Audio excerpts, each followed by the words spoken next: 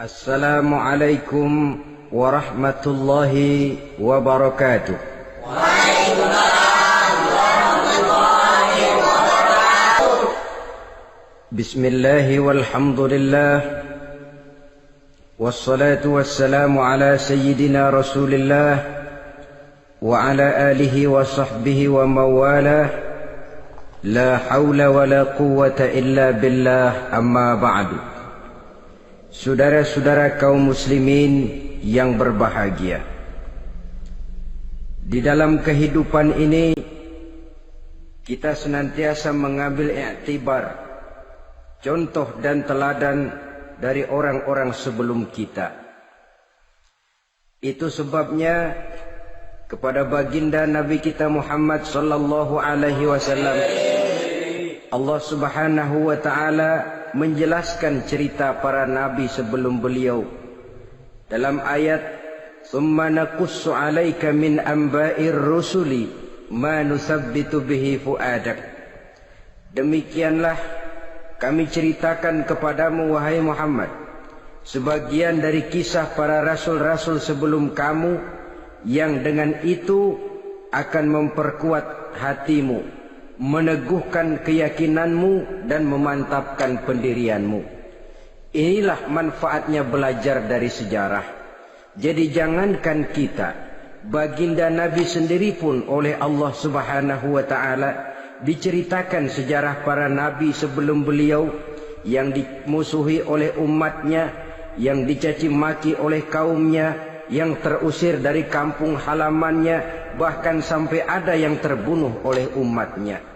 Itu seluruhnya merupakan iktibar manusabbitu bihi fu'adak, untuk memantapkan langkahmu, meneguhkan keyakinanmu dan menguatkan pendirianmu menghadapi perjuangan ini.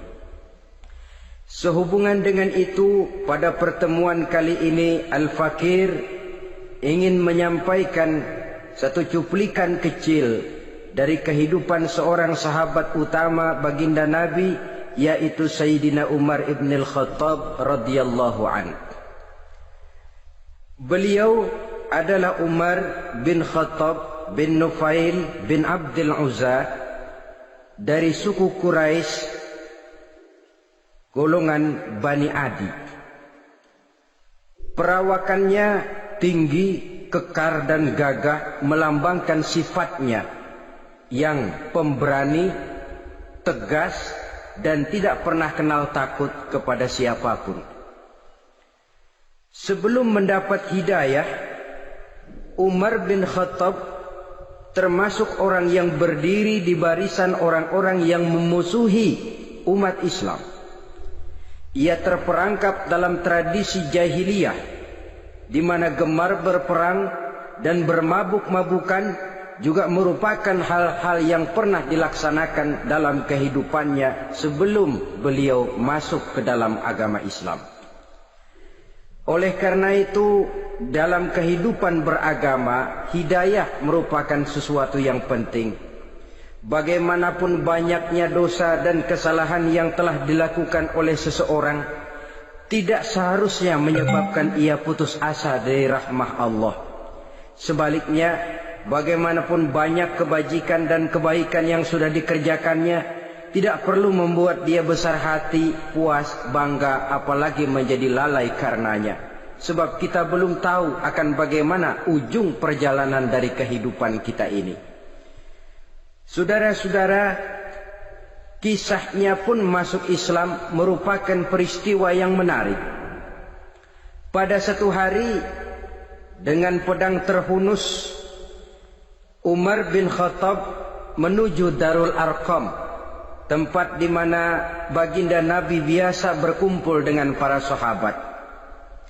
Melihat mukanya yang beringas, matanya yang nanar, orang sudah menyangka dan mengerti ini tentu akan terjadi pembunuhan.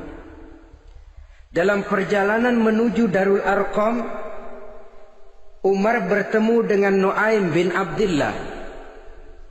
Nuaim bertanya, "Ya Umar, mau kemana ente?" "Mau membunuh itu, si murtad itu," kata. "Si murtad yang mana?" Yang mana lagi? Itu yang memecah belah kita, yang menghina berhala-berhala kita, yang menjelek-jelekkan nenek moyang dan keturunan kita. Siapa lagi kalau bukan Muhammad? Kata Nuaim Umar, enggak salah. Tidak salah lagi.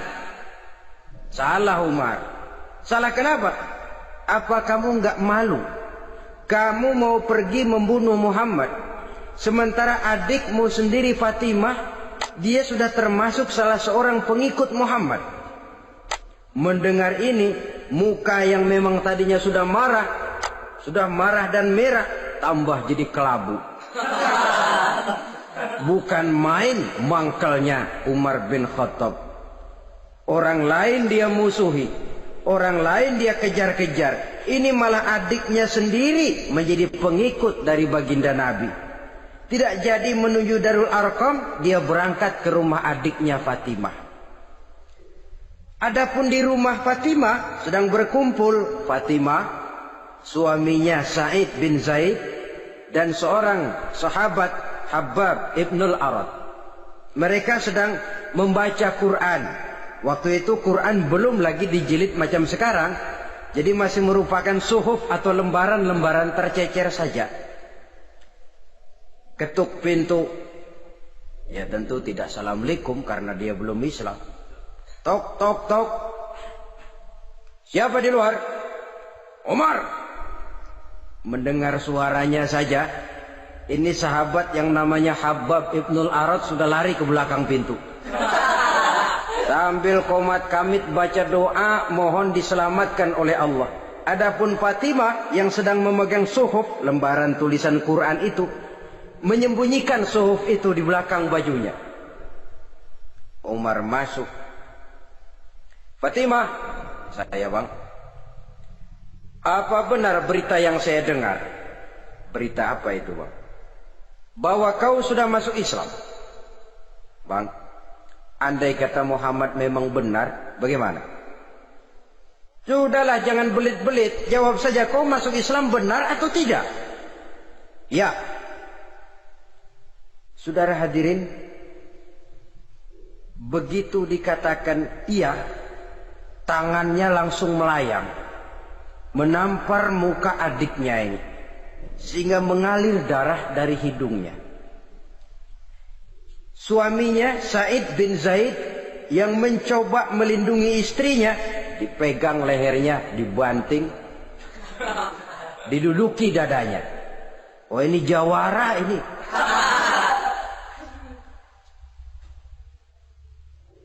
Namun pada saat sedemikian, suara kebenaran terpantul dari mulut Fatimah, adik dari Umar bin Khattab ini. Umar, apakah engkau memukul orang yang bersaksi bahwa tidak ada Tuhan melainkan Allah dan Muhammad Rasulullah? Apakah engkau menganiaya seseorang yang terpanggil untuk mengikuti kebenaran? Manusia macam apa engkau, Umar? Saudara, memang dia orang keras, tapi hatinya mudah menerima kebenaran. Sehingga mendengar kalimat adiknya ini tercenung dia sejenak, melongo, bengong kata anak sekarang. Ini kalau tidak karena keyakinan yang mantap, tidak mungkin orang ini, anak adik saya ini bicara macam begini. Umar, mengapa engkau memukul orang yang bersaksi bahwa tidak ada Tuhan melainkan Allah dan Muhammad Rasulullah? Mengapa engkau pukul orang yang mengikuti kebenaran, menerima hidayah dari Allah? Begitu yakin dan mantapnya, walaupun di tengah satu hal yang sangat menakutkan. Siapa yang tidak takut orang Quraisy berhadapan dengan Umar bin Khattab yang dikenal sebagai singa padang pasir pada waktu itu? Malahan dia termasuk salah seorang jagoan di tradisi masyarakat jahiliyah itu. Ada satu pasar yang namanya pasar Ukaz. Tiap tahun di pasar itu diadakan pesta. Pertama pertandingan syair. Jadi penyair waktu itu jadi kebanggaan. Syair-syair yang menang itu digantung di dinding Ka'bah. Jadi setiap suku akan bangga kalau mempunyai ahli syair yang hebat. Nah, lalu diadakan juga lah perlombaan balap kuda, memanah, termasuk gulat. Lah Umar ini tiap kali pertarungan mesti menang. Belum pernah ada yang berhasil mengalahkan dia. Jawara. Saudara-saudara, mendengar adiknya begitu mantap hatinya, apalagi ketika adiknya berkata begitu, suhuf, lembaran yang disembunyikan di belakang bajunya tersembul. Apa yang kau sembunyikan di balik bajumu itu? Suhuf. Apa suhuf itu? Lembaran Al-Quran. Coba saya lihat. Enggak boleh. Kenapa? Kamu kotor. Orang kotor tidak boleh megang Quran. Saya mau lihat. Enggak boleh. Kalau kamu mau lihat, mandi dulu. Diturutinya permintaan adiknya itu. Lalu diambilnya suhuf tadi. Dia baca. Kebetulan ayat yang dibacanya ayat pertama dari surah Toha yang berlanjut dengan ayat 14 pada surah yang sama. Dia baca, Bismillahirrahmanirrahim. Toha ma anzalna ilaikal Qur'ana litashqa illa tazkiratan liman yakhsha. Toha, tidaklah aku turunkan Al-Quran ini untuk bikin sukar manusia, melainkan merupakan pengingat bagi orang-orang yang takut kepada Allah. Lalu pada ayat ke-14, Innani anallahu la ilaha illa ana fa'budni. Sesungguhnya akulah Allah, tidak ada Tuhan melainkan aku, maka hendaknya hanya kepadakulah kamu menyembah. Wa aqimis sholata li dzikri, dirikanlah salat untuk mengingat aku. Inna sa'ata atiyatun akadu ukhfiha litujza kullu nafsin ma tas'a. Sesungguhnya kiamat itu pasti akan datang, yang sengaja waktunya kami tidak beritahukan kepada kamu semua, untuk kami balas segala setiap orang tentang apa saja yang telah mereka lakukan dalam kehidupan di dunia ini. Setelah membaca ayat ini, gemetar tangannya. Ah, ini sih nggak main-main ini. Ini belum pernah saya baca ajaran semacam ini. Tidak patut orang yang mempunyai kitab suci semacam ini dimusuhi. Ini sesuatu yang benar, tergetar jiwanya. Hei, Fatimah, Muhammad di mana Muhammad? Saya tidak akan memberitahu kepada kamu. Di mana? Saya tidak akan memberitahu. Lebih baik kau bunuh saya kalau memang maksudmu mau mencelakakan Muhammad. Sama sekali saya tidak akan mencelakakan dia, Fatimah. Kasih tahu saja, di mana dia? Darul Arqam.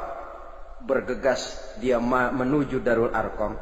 Di dalam Nabi memang sedang kumpul dengan para sahabat. Termasuk ada Sayyidina Hamzah yang juga terkenal jawara juga. Ketuk pintu. Ketuk pintu. Siapa di luar? Umar. Di dalam ini geger sebagian sahabat. Umar datang ini pasti bencana. Umar datang, wah, kalau istilah kampung, kerok dan urusan.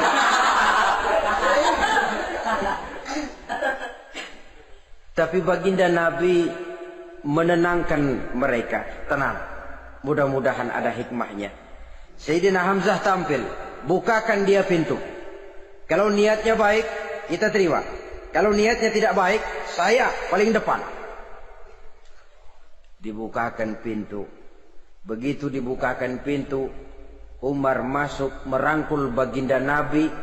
Kemudian dengan tersendat, Ashhadu an la ilaha illallah wa ashhadu annaka ya Muhammad Rasulullah. Saya bersaksi tidak ada Tuhan melainkan Allah, dan saya bersaksi bahwa engkau hai Muhammad adalah utusan Allah. Sahabat takbir semua, Allahu Akbar, Allahu Akbar. Kegembiraan meliputi suasana ketika itu. Kenapa? Karena sebelumnya dikala Umar belum masuk Islam, dia merupakan ganjalan yang paling dikhawatirkan oleh umat Islam. Setelah dia masuk Islam, jelas merupakan suatu keuntungan yang sangat besar. Dan dia tertarik kepada Islam bukan karena bujuk rayu orang, tidak karena diberikan harta, tidak karena diiming-iming oleh kedudukan tinggi, Tapi karena kebenaran, hidayah menembus hatinya melalui wasilah ayat dalam surah Thaha yang dibacanya melalui suhuf yang dipegang oleh adiknya tadi. Sejak saat itu berubah 180 derajat Umar bin Khattab radhiyallahu anhu. Tetapi tetap dengan sifatnya keras, tegas, dan tidak pernah kenal takut kepada siapapun. Cuma kalau sebelum Islam, dia kerasnya kepada Islam. Setelah dia masuk Islam, muter arah. Kepada siapapun yang memusuhi Islam, dia bersikap keras, tegas, dan tidak pernah kenal takut. Bahkan setelah beliau masuk Islam, satu hari ketika di Darul Arqam kumpul-kumpul, waktu itu Nabi belum berdakwah secara terbuka karena pengikut masih sedikit. Sayyidina Umar usul, "Ya Rasul, ada apa Umar? Alasna 'alal haq fi mamatina wa mahyana." Ya Rasul, bukankah kita ini berdiri di atas sesuatu yang benar? Bukankah mati kita, hidup kita untuk melaksanakan sesuatu yang benar? Bala ya Umar, betul Umar. Wallazi nafsi biyadih, innakum la'alal haq in muttum wa in hiyitum. Demi Allah Umar, kata Nabi, sesungguhnya kamu dan kita semua berdiri di atas kebenaran, hidup ataupun mati. Setelah mendapat jawaban begini, Umar masuk kepada tujuan pembicaraannya. Izan ya Rasul, fafimal ihtifal. Kalau memang begitu ya Rasul, kalau memang kita yakin kita berdiri di atas kebenaran, kita hidup karena kebenaran, kita mati pun memperjuangkan kebenaran, fafimal ikhtifa. Kenapa mesti ngumpet-ngumpet? Kenapa harus sembunyi-sembunyi? Wallazi ba'asaka bil haq, demi Allah ya Rasul, la takhrujanna wa la nakhrujanna ma'ak. Tuhan harus keluar menyampaikan Islam ini secara terbuka, dan kami akan mendampingi Tuhan dengan segenap jiwa dan raga. Sekali masuk Islam gak tanggung-tanggung.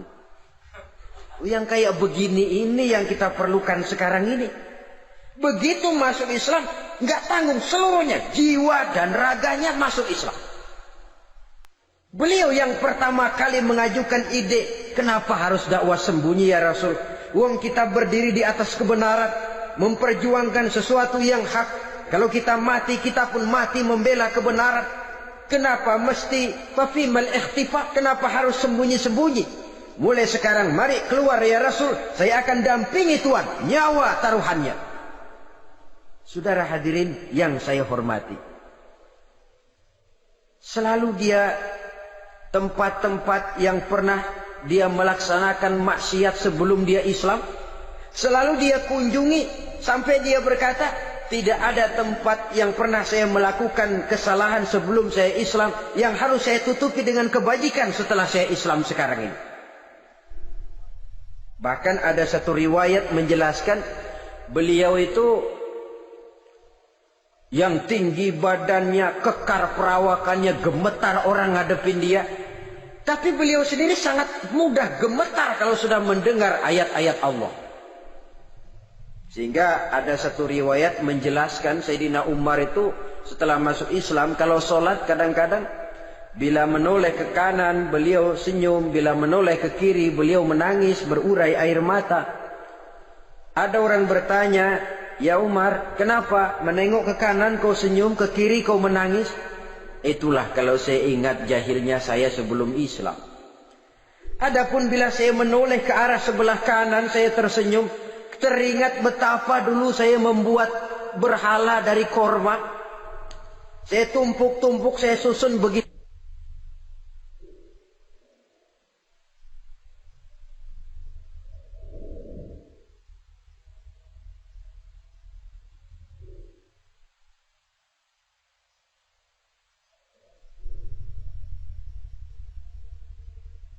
Itu rupa. Setelah saya sembah, saya makan itu korma. Gagah betul saya waktu itu, sampai Tuhan pun saya makan. Adapun kalau saya menoleh ke kiri, teringat putri kesayangan saya yang terbawa oleh tradisi jahiliyah, takut menanggung aib, merasa malu mempunyai anak perempuan sampai dia terkubur hidup-hidup. Berurai air mata saya mengingat semua itu. Padahal Nabi sudah memberikan jaminan. Sebab saudara jangan lupa, orang kafir masuk Islam, dalam Islam itu dihitung dari bayi lagi. Dari nol, itulah untungnya. Jadi misalnya sudah 60 tahun, dari kecil sampai 60 tahun kafir. Umur 61 masuk Islam. Nah, sejak umur 61 itulah yang dihisab oleh Allah. 60 tahun ke bawah gratis bersih pemutihan. Istimewa betul. Tapi jangan lalu diniatin, gua kafir aja. Nanti sudah tua-tua mau giliran mati baru Islam. Nah, itu diniatin lain. Ini yang karena faktor hidayah, saudara-saudara. Nah, cintanya kepada baginda Nabi luar biasa. Dalam setiap pertempuran beliau selalu di front terdepan. Bahkan demikian cintanya sampai ketika hari di mana baginda Nabi wafat, saudara-saudara. Disampaikan berita wafat Nabi kepada Umar ini. Ya Umar, baginda Nabi sudah wafat. Kamu ngomong apa?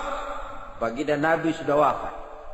Bukan sedih, nyabut pedang, keluar matanya melotot. Siapa yang bilang Muhammad mati, saya tabas batang lehernya. Begitu cintanya beliau kepada baginda Nabi, sampai-sampai nggak menerima kalau Nabi wafat. Taruhlah nggak bisa mati bersamaan, bolehlah mati beriring-iring saja barangkali maksudnya. Saudara-saudara, cabut pedang, kelayaban kemana-mana. Ayo, siapa ngomong Muhammad mati, saya tabas batang lehernya. Sampai bertemu dengan Sayyidina Umar, Sayyidina Abu Bakar. Di tempat orang banyak, Sayyidina Abu Bakar yang bijaksana ini pidato. Ayuhan nas, man kana ya'budu Muhammadan fa inna Muhammadan qad mata wa man kana ya'budu Allah fa inna Allah hayyun la yamut. Wahai manusia, barang siapa yang menyembah Muhammad, maka Muhammad sudah mati. Tetapi barang siapa yang menyembah Allah, Allah akan hidup selamanya dan tidak akan pernah mati. Mendengar pidato ini, Sayyidina Umar sadar bahwa sebenarnya yang tidak bisa mati itu cuma Allah. Bagaimanapun agungnya baginda Nabi, besarnya baginda Nabi, tinggi akhlak budi pekertinya Nabi, cintanya beliau kepada Nabi, toh Nabi manusia dan manusia harus mati. Kemudian dibacakan surah Ali Imran ayat 144. Wa ma Muhammadun illa rasul qad khalat min qablihi rusul. Afa immata aw qutilan qalabtum ala aqabikum. Muhammad tidak lain daripada manusia, telah datang kepadanya rasul. Apakah jika ia mati engkau kembali menjadi murtad atau mundur ke belakang? Mendengar ayat ini dibacakan, Sayyidina Umar sadar, berurai air matanya, menangis dalam kesedihannya. Ini cintanya yang demikian tinggi kepada baginda Rasulullah sallallahu alaihi wasallam. Begitulah seluruh kesalahan yang dia lakukan pada saat sebelum dia masuk Islam, berusaha dia tutupi dan dia tebus dengan segala kebaikan, pengabdian, perbuatan soleh setelah dia masuk Islam. Sehingga diajarkan oleh baginda Nabi, ittaqillaha haitsu ma kunta wa atbi'i sayyi'atal hasanata tamhuha wa khaliqin nasa bi khuluqin hasanin. Bertakwalah kamu kepada Allah, kata Nabi, dimanapun saja kamu berada. Jadi takwa tidak kenal tempat. Dimanapun saja kamu berada, bertakwalah kepada Allah. Di rumah takwa, di pasar takwa, di kantor takwa, di tengah orang banyak takwa, pada waktu sendirian takwa. Ittaqillaha haitsu ma kunta. Bertakwalah kau kepada Allah dimanapun saja kamu berada. Jangan takwa pakai tempat. Di masjid takwa, di kantor nyolong. Itu tidak haitsu makunta, yang diajarkan oleh Nabi. Dimanapun kamu berada, bertakwalah kepada Allah. Wa atbi'i sayyi'atal hasanah tamhuha, dan iringi perbuatanmu yang salah dengan kebaikan. Jadi kalau satu saat terselip kita berbuat salah, cepat iringi dengan kebaikan. Tamhuha, dengan harapan kebaikan yang kita kerjakan akan menutupi dosa yang terselip kita lakukan. Ngomongin orang, astagfirullahaladzim, banyak istighfar. Istighfarnya mudah-mudahan bisa nutupin dosa karena ngomongin orang. Tapi jangan lalu tambah sulap. Ngomongin orang istighfar, terus ngomongin lagi istighfar lagi. Itu tentu tidak bisa dengan cara begitu. Barangkali terselip pernah mengambil harta orang tanpa alasan yang hak, imbangi dengan rajin sedekah misalnya. Barangkali pernah menyakiti hati orang, imbangi dengan perbuatan yang bisa menyenangkan hati orang lain. Itu namanya mengiringi perbuatan yang bersifat salah dengan kebajikan. Ini yang dilakukan oleh Sayyidina Umar. Setiap pelosok hampir dia datangi. Tempat-tempat di mana dia pernah melakukan kesalahan sebelum Islam, di sana dia tegakkan kebajikan dan kebaikan. Kegagahannya, keperkasaannya, keberaniannya sepenuhnya bulat-bulat sudah diwakafkan untuk kepentingan Islam. Saudara hadirin yang saya hormati, diperlukan orang-orang yang punya keberanian macam Sayyidina Umar. Berani karena panggilan hidayah, bukan berani babi. Babi berani juga, babi cuman nyeruduk. Artinya berani yang tanpa pertimbangan. Berani yang tanpa pertimbangan pada akhirnya akan menyulitkan kita sendiri. Beliau gagah, beliau berani, beliau punya kekuatan, beliau punya wewenang, dan itu dimanfaatkannya untuk menjadi backing baginda Nabi kita Muhammad sallallahu alaihi wasallam. La takhrujanna wa la nakhrujanna ma'ak ya Rasul. Rasul, keluar, sampaikan dakwah secara terbuka. Saya akan mendampingi Tuhan. Jika ada yang ganggu Tuhan, saya paling depan. Backing yang mendampingi Rasul untuk menyampaikan risalah Islamiyah ini. Saudara hadirin yang saya hormati, wa khaliqin nasa bi khuluqin hasanin, kata Nabi. Dan pergaulilah manusia dengan akhlak yang baik, karena dengan ini kau bisa mengambil hati orang. Dalam hadis lain katakan, innakum la tas'una an-nasa bi amwalikum walakin yas'uhum minkum bastul wajhi wa husnul khuluq. Kamu tidak akan bisa menyenangkan orang banyak dengan hartamu, tapi kamu bisa ambil hati mereka dengan budi pekerti yang luhur dan muka yang manis. Dengan harta belum tentu kita bisa menyenangkan semua orang, tapi budi pekerti yang luhur, muka yang manis, itu yang akan bisa membuat kau menyenangkan orang banyak.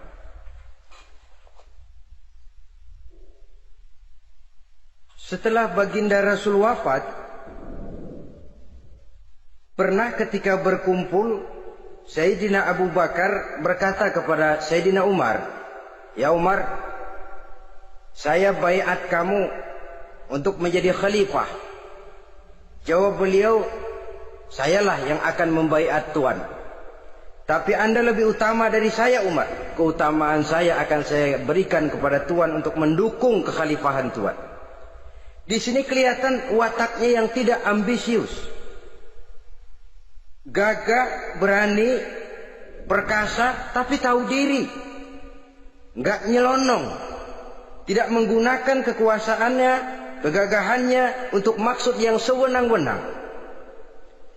Oleh karena itu, setelah Sayyidina Abu Bakar wafat, beliau dilantik menjadi khalifah, keluarlah pidatonya yang terkenal. Ayuhan nas, inni qad wullitu alaikum walastu bi khairikum. Hai manusia, aku telah dipilih menjadi pemimpin kamu. padahal aku bukanlah orang yang terbaik di antara kamu. Kalau tidaklah karena aku melihat keutamaan, keteguhan yang dapat melindungi kalian, berat rasanya aku memikul amanah ini. Sebab apa? Alangkah beratnya menunggu datangnya perhitungan di akhirat nanti terhadap Umar. Ini yang jadi motifnya memegang jabatan khalifah. Sungguh berat bagi Umar menunggu datangnya saat perhitungan. Sehingga seolah-olah kalau bisalah jadi Umar bin Khattab saja, jangan jadi khalifah kalau bisa. Tapi moya umat sudah kadang memilih. Sehingga benar kalau dalam satu hadis Nabi pernah mengajarkan jangan memberikan satu jabatan kepada orang yang memintanya. Sebab orang kalau sudah minta jabatan, apalagi pakai jilat-jilat, pakai upeti-upeti, tentu ada tendensinya. Ada batu di balik udang. Kalau udang di balik batu kan mungkin nggak kelihatan, tapi kalau batu di balik udang kelihatan betul itu. Ada maunya, ambisinya. Jangan memberikan satu jabatan kepada orang yang memintanya. Seakan di batinnya Sayyidina Umar menyesali. Kenapa Umar nggak jadi Umar saja, kok mau jadi khalifah gitu. Alangkah berat perhitungan buat saya di akhirat nanti. Nah, setelah jadi khalifah, sebagai satu i'tibar, saya akan mencoba mengemukakan beberapa sifatnya yang menonjol untuk pelajaran buat kita semua.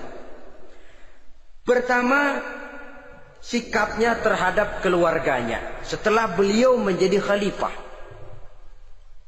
Kedudukan sebagai keluarga Umar bin Khattab bukan merupakan kedudukan istimewa. Itu ditanamkan betul kepada keluarganya. Jangan karena bapakmu khalifah, lalu mentang-mentang anak khalifah kau merasa dapat fasilitas, merasa bisa berbuat semau-maumu, kau harus punya tanggung jawab dan beban moral, memberikan contoh yang lebih baik kepada rakyat. Ini yang ditekankan kepada keluarganya. Kalau beliau mau mengeluarkan undang-undang, undang-undang itu lebih dahulu dibicarakan di tengah keluarganya, kumpul anak-anaknya, ini akan ada undang-undang begini. Siapa di antara kalian mau mentaati, persilakan, yang tidak pun persilakan. Tapi saya ingatkan, kalau ada dari keluarga Umar yang melanggar peraturan yang saya keluarkan ini, saya akan menghukumnya 2 kali lipat karena dia keluarga saya. Menghukumnya 2 kali lipat karena dia keluarga saya. Jadi bukan mentang-mentang anak babe, lalu kebal hukum. Tidak. Siapa yang di antara kalian melanggar peraturan ini, akan aku kenakan hukuman 2 kali lipat karena dia keluarga. Nah, saudara hadirin yang saya hormati, lalu berwibawa, dijaga betul keluarganya. Suatu hari beliau datang ke rumah putranya Abdullah bin Umar. Ketika masuk dilihatnya Abdullah bin Umar sedang makan daging. Makan daging. Merah muka Umar. Mentang-mentang anak khalifah ya. Mentang-mentang anak Amirul Mukminin ya, kamu makan daging. Lihat tuh rakyat kita masih banyak yang kelaparan, makan daging, makan roti keras. Padahal itu halal. Sesuatu yang diperoleh dengan usahanya sendiri. Tetapi begitu hati-hatinya Umar untuk menjaga pandangan orang. Keluarga khalifah merupakan beban moral sebab akan dijadikan contoh oleh rakyatnya. Mentang-mentang anak khalifah ya makan daging. Lihat tuh rakyat, roti keras digarotin. Lain saat beliau pergi ke satu pasar. Di situ dilihat ada sapi gemuk-gemuk. Tempat lain sapinya kurus-kurus. Tanya, ini yang gemuk-gemuk sapi siapa? Sapi Abdullah bin Umar. Sapi anaknya. Panggil Abdullah bin Umar, suruh sini. Datang anaknya. Abdullah bin Umar, bagaimana ceritanya sampai ini? Begini, Bapak. Dahulu itu dengan uang saya beli sapi kurus-kurus. Lalu saya rawat. Saya berikan upah orang untuk merawat sapi-sapi itu. Sampai sekarang dia menjadi gemuk. Akan saya jual dan keuntungannya tentu sesuatu yang halal.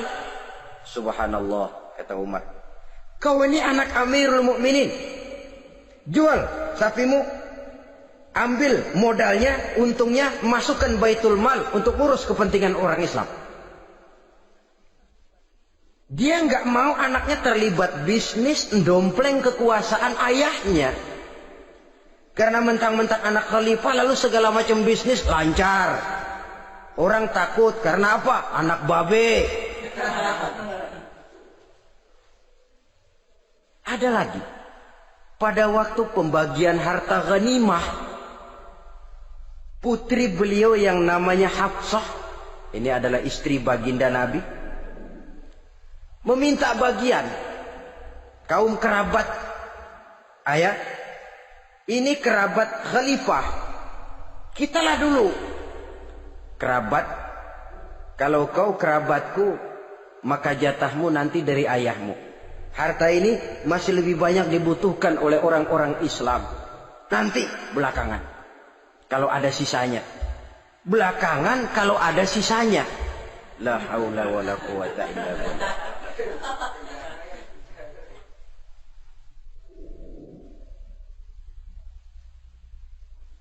Saudara hadirin, itu terhadap keluarganya. Kemudian apa sifat-sifat yang menonjol dari kepemimpinannya? Pertama, kesederhanaannya.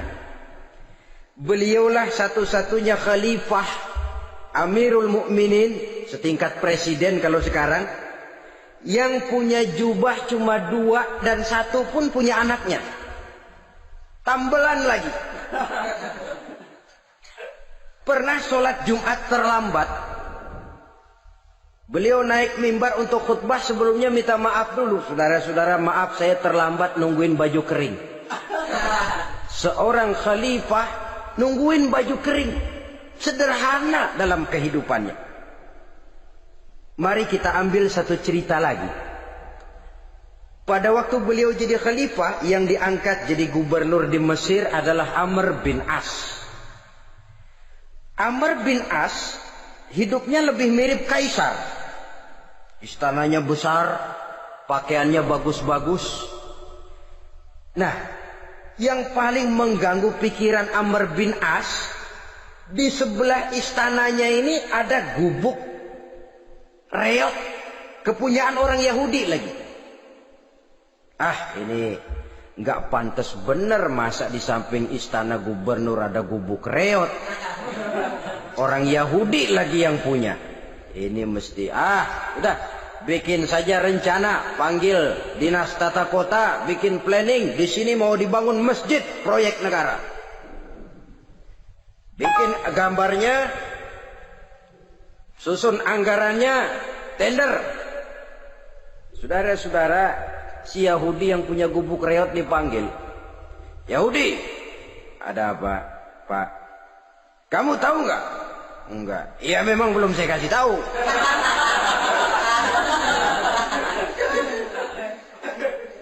Ada apa, Pak? Itu kamu punya gubuk. Tahu? Kena proyek. Proyek apa, Pak? Kami mau bangun masjid besar di situ. Dan tidak sesuai ada gubuk reot di samping tempat gubernur. Jadi maksud Bapak, gubukmu, tanah-tanahnya mau saya bebaskan. Saya beli. Enggak mau, Pak. Saya enggak mau jual. Saya bayar 2 kali lipat. Enggak mau. 3 kali lipat. 6 kali lipat juga enggak mau, Pak. Saya dari muda peres keringat banting tulang cuma segitu-gitunya, Pak, tempat saya tinggal. Gubuk reot sama tanahnya sedikit. Makmur saya, Pak, cuma rumah sama sumur.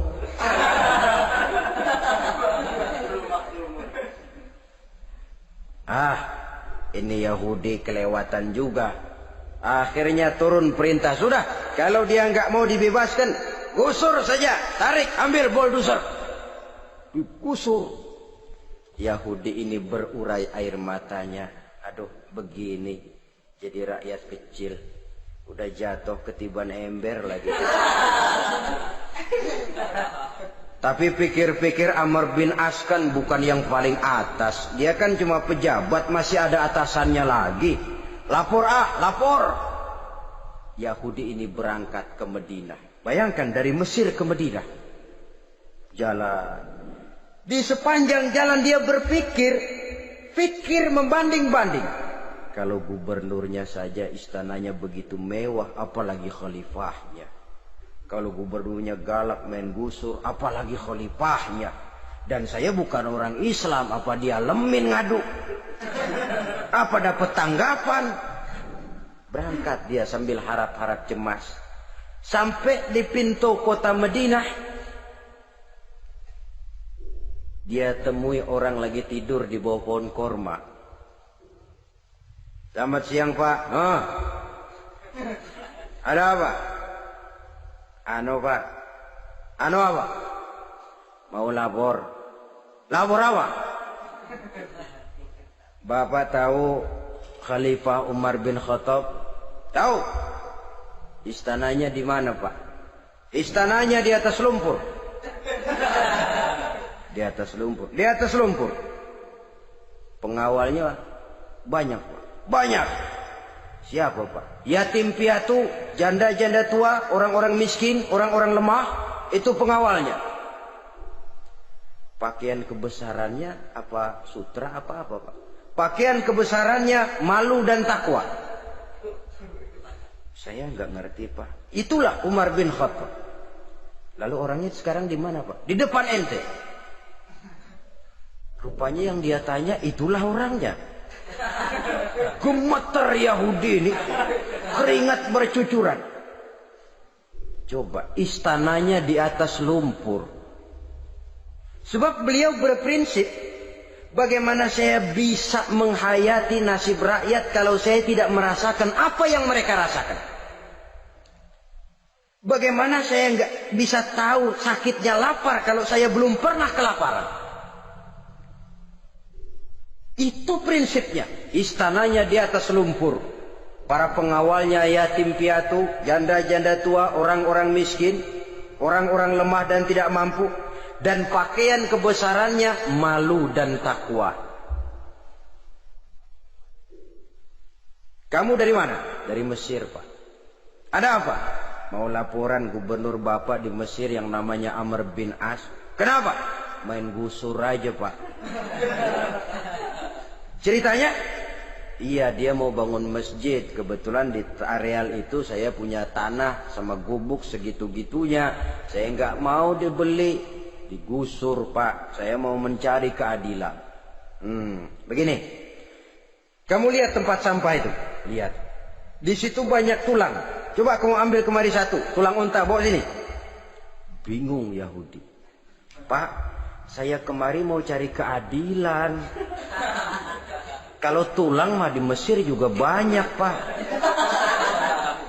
Sudahlah, pokoknya kau ambil saja tulang itu. Coker dapat dikasih. Tulang itu digaris lurus oleh Sayyidina Umar dengan ujung pedang. Red. Nah, kau bawa kepada Amr bin As. Makin bingung itu Yahudi. Suruh bawa tulang cuman digaris. Nanti saya ngomong apa Pak? Sudahlah, kasih saja. Pulang dia. Sampai di Mesir. Tuan Gubernur, ada apa? Saya baru menghadap khalifah. Kemudian beliau sampaikan ini, dikasih tulang. Amr bin As melihat tulang ada goresan lurus dengan ujung pedang. Gemetar. Badannya keluar keringat dingin. Panggil kepala proyek. Proyek batal. Masjid nggak jadi didiriin. Itu gubuk Yahudi diriin lagi. Ini Yahudi makin bengong. Ini gubernur dapat tulang doang segitu takutnya.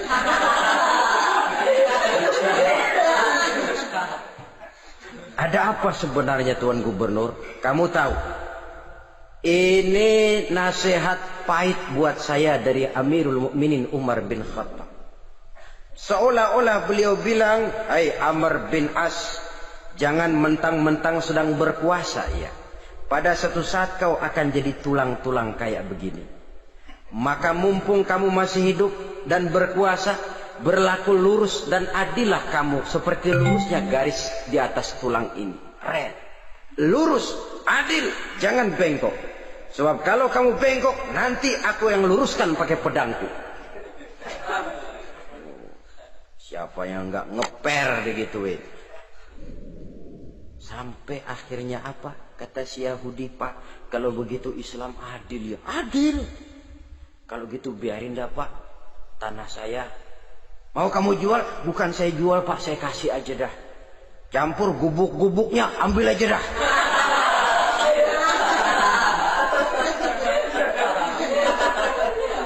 Masuk Islam si Yahudi ini oleh karena keadilan dari Umar bin Khattab. Begitulah kesederhanaan hidupnya.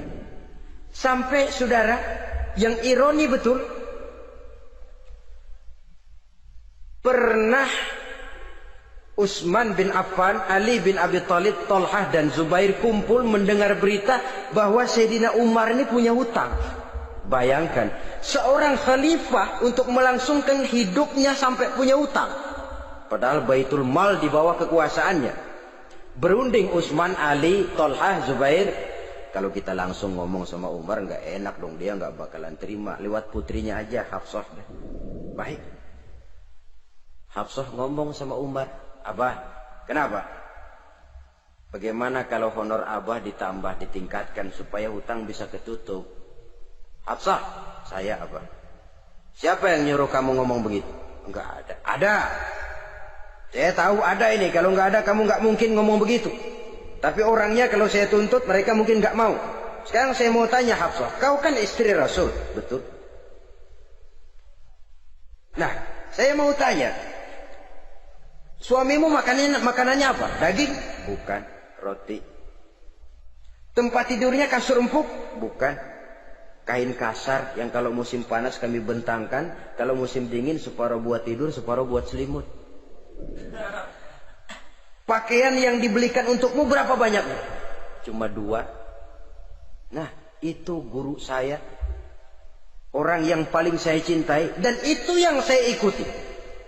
Bahkan setelah beliau wafat, Sayyidina Umar ini hutangnya ditanggungkan kepada anaknya Abdullah bin Umar, dan itu pun dilunasi dengan menjual rumahnya, sehingga rumahnya itu disebut Darul Qadha, rumah bayar hutang. Begitu kesederhanaannya. Jadi nggak pakai aji mumpung jadi khalifah lalu kayak ikan gurita, tangan yang mana aja megang. Itu kan mental monyet. Monyet itu kan begitu, tangan megang kiri kanan, mulut ngawal, kaki megang, temennya dikasih masih ngerampas juga. Monyet rakus betul itu. Itu kesederhanaannya. Kenapa kesederhanaan ini timbul? Karena sikap zuhudnya. Zuhud itu tarkud dunia li ajlil akhirah. Orang yang mengambil dunia hanya yang diperlukan dengan lebih mengutamakan kehidupan akhirat. Watak zuhudnya yang sangat menonjol. Dialah pahlawan yang paling berani di medan perang. Dialah imam yang paling khusyuk di masjid. Dan tidak jarang kalau sholat sendiri, begitu membaca ayat yang menceritakan neraka, nangis berurai air matanya. Saudara hadirin ma'asyiral muslimin rahimakumullah. Jadi kesederhanaan dan kezuhudan ini bukan lewat teori disampaikan oleh Umar, bukan lewat penataran seluruh aparat, tidak, lewat contoh konkret. Inilah saya, contoh sederhana dan zuhud. Bagaimana saya akan bisa merasakan penderitaan kalau saya sendiri tidak pernah menderita? Bagaimana saya akan tahu sakitnya lapar kalau saya belum pernah kelaparan? Maka tanpa penataran, tanpa upgrading segala macam, berhasil karena prinsip keteladanan. Beliau jadi contoh utama. Dan sumber utamanya tentu tidak lain karena contoh dari baginda Nabi besar Muhammad sallallahu alaihi wasallam. 2, sederhana. Yang kedua, zuhud. Yang ketiga, sifat yang menonjol dari kekhalifahannya adalah adil. Kalau sudah bicara soal hukum, dia tidak pernah kenal kompromi. Adalah seorang pemuka Nasrani masuk Islam. Namanya Jabalah bin Aiham. Ketika dia bikin haji, kain ihramnya keinjak orang Arab yang hitam. Badui. Jengkel. Dia merasa bekas tokoh. Enak aja nih orang udah jelek nginjak lagi. Ditempeleng orang tadi. Orang ini lapor kepada Umar. Panggil Jabalah bin Aiham. Panggil. Kau ditampar? Betul Khalifah. Tampar dia. Tampar lagi. Dipukul orang itu. Di depan Sayyidina Umar. Jadi tidak karena kau ini bekas kepala suku, kau ini bekas orang terhormat, lalu ada kebijaksanaan yang tidak bijaksana. Kebijaksanaan yang akhirnya jadi tidak bijaksana. Dan itu memang sudah dimulai dengan memblokir keluarganya. Tidak satu keluarganya pun yang boleh mempunyai perasaan bahwa menjadi keluarga khalifah merupakan fasilitas dan keuntungan. Kau jangan makan di atas punggungku. Kau jangan menikmati fasilitas di atas keringatku. Dan tidak ada keinginan mewariskan jabatan khalifah kepada anak-anaknya. Pernah beliau musyawarah. Saya bingung. Kenapa khalifah? Gubernur Kufah ini sulit nyari orang. Diangkat yang lemah, rakyat ngeluh. Diangkat yang keras, rakyat juga ngeluh. Ada calon khalifah. Kalau ini mah nggak salah lagi nih buat gubernur Kufah. Siapa? Abdullah bin Umar. Anak beliau sendiri. Melotot matanya. Jangan macam-macam kau. Cukup satu orang Umar memegang jabatan. Kalau berhasil, kami keluarga Umar sudah merasakannya. Kalau gagal, cukup kegagalan seorang Umar. Tidak berusaha mengorbitkan anaknya. Wah, anak babe diangkat jadi ano. Tidak, malah diblokir. Cari yang lain. Tapi Abdullah bin Umar cukup syarat ya khalifah. Dia orang bertakwa dan soleh. Yang takwa dan soleh bukan cuma anak Umar. Anak orang lain juga banyak yang takwa dan soleh. Itu prinsipnya. Sehingga ketegasannya ini membuat orang jadi sungkan. Dan tidak seorang pun berani kirim-kirim upeti hadiah. Pernah itu ada pejabat dari Azerbaijan kirim makanan. Kue, mending apa? Kue. Itu dicicipi enak. Enak juga ya kue ini. Enak khalifah. Ini di sana apa makan rakyat biasa? Bukan. Ini makanan orang-orang fit. Nah, dibungkus lagi itu kue. Dibungkus. Ontamu mana? Di luar. Ambil, bawa pulang, serahkan lagi kepada gubernur di sana, kasih tahu salam dari Umar bin Khattab. Kenyangkan dulu rakyat dengan makanan seperti ini. Kita belakangan. Jadi kalau rakyat lapar, saya orang pertama yang akan merasakan kelaparan. Tapi kalau rakyat makmur, biarlah saya menjadi orang terakhir yang kenyang. Kan bagus prinsip itu. Jikalau rakyat kelaparan, saya akan jadi orang pertama yang merasakan lapar. Tapi kalau rakyat makmur, biar saya jadi orang terakhir yang kenyang. Jangan dibalik. Pada saat rakyat kelaparan, dia kekenyangan. Dan selanjutnya, sikap keadilannya ini, saudara-saudara, menyebabkan hukum lalu jadi berwibawa. Pernah beliau jalan-jalan di lorong kota Madinah. Di tempat yang namanya Hara bersama Aslam. Ada ibu-ibu, anaknya nangis. Lapar ma, sabar dikit lagi matang gitu. Emang tuh ibu lagi ngerebus. Bunyi air ngegulak, luguk. Umar lihati dari jauh, belum juga matang. Nih anak dari nangis, lapar, sampai capek nangis, sampai tidur. Anak tidur, Umar samperin. Bu, yang masak apa sih kok nggak bisa matang? Saya nggak masak apa-apa tuan. Itu pating kerubuk apa? Ketika dibuka ya cuma air saja. Subhanallah, ibu sudah ngebohongi anak ibu sendiri. Habis harus bagaimana tuan? Saya sudah nggak punya makanan untuk dimasak. Sementara perut nggak kenal kompromi. Jalan satu-satunya ya terpaksa anak saya bohongi. Saya bilang sebentar lagi matang sampai dia tidur sekarang ini. Memangnya Khalifah Umar gimana sih ngurusi rakyatnya? Subhanallah, dia orang zalim. Dia yang memegang urusan kami, tapi dia nggak tahu nasib saya. Anak kelaparan, keluarga terlantar. Oh begitu. Iya, zalim betul Umar bin Khattab itu. Kalau begitu ibu tunggu sebentar.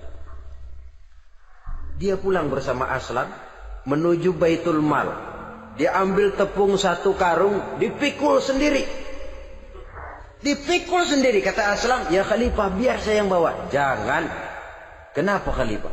Apa kau kira kau sanggup mikul dosa saya di akhirat nanti? Biar saya yang mikul sendiri. Dia bawa ke tempat tuh ibu-ibu. Dia masakin sendiri. Nah bu, sudah matang, persilakan masak. Makan. Alhamdulillah Tuhan. Mudah-mudahan Allah memberkahi Tuhan. Tuhan lebih baik dari Umar bin Khattab yang zalim itu. Memang sebenarnya Tuhan siapa, kata tuh ibu? Saya. Iya. Saya ya Umar bin Khattab yang ibu bilang zalim itu. Gemetar si ibu. Gemetar si ibu. Tapi memang peka dan menghargai kritik orang. Tidak membungkam setiap orang yang nadanya sumbang atau berbeda. Kadang beliau berkata, saya khawatir karena orang terlalu segan dengan saya, lalu nggak ada yang berani negur kalau saya salah. Kan begitu biasanya. Karena sudah terlalu segan, lalu semuanya orang mau diaminin saja. Asal dibilang nggak benar, marah, jengkel. Lalu disingkirin, maunya diiyain, inggih kula nuwun. Oke bos. Beliau bilang, saya khawatir kalau tidak ada orang yang mau menegur kesalahan saya jika saya terlanjur nanti. Tahu-tahu muncul orang, demi Allah, saya akan menegur Tuhan dengan pedang saya ini. Cerah mukanya, senyum bibirnya, alhamdulillah, anak muda, saya memerlukan orang macam kau. Yang berani berkata ya terhadap yang benar dan tidak terhadap yang tidak benar, apa dan bagaimanapun resikonya. Di sini kelihatan sikap beliau menghadapi orang yang berbeda pendapat. Keadilan, keberanian dan ketegasan, cepat menerima kebenaran merupakan serentetan dari sifat-sifat utama beliau sejak masuk Islam sampai menjadi khalifah yang kedua. Bahkan dengan jasa beliau, Islam kemudian tersebar menembus dinding Jazirah Arabia, memasuki Bizantium dan Persia, sehingga beliau juga dikenal sebagai periode Al-Futuhat Al-Islamiyah. Nah, saudara-saudara, inilah cuplikan kecil dari kehidupan seorang agung dan besar yang memang sangat terbatas kata-kata untuk melukiskan kebesaran itu. Namun yang secuplik ini mudah-mudahan menjadi sumbangan moral dalam rangka kita memperbaiki diri menuju kehidupan yang lebih baik. Terima kasih banyak atas segala perhatian. Mohon maaf atas segala kekurangan. Usikum wa nafsi bitaqwallah. Wassalamualaikum warahmatullahi wabarakatuh.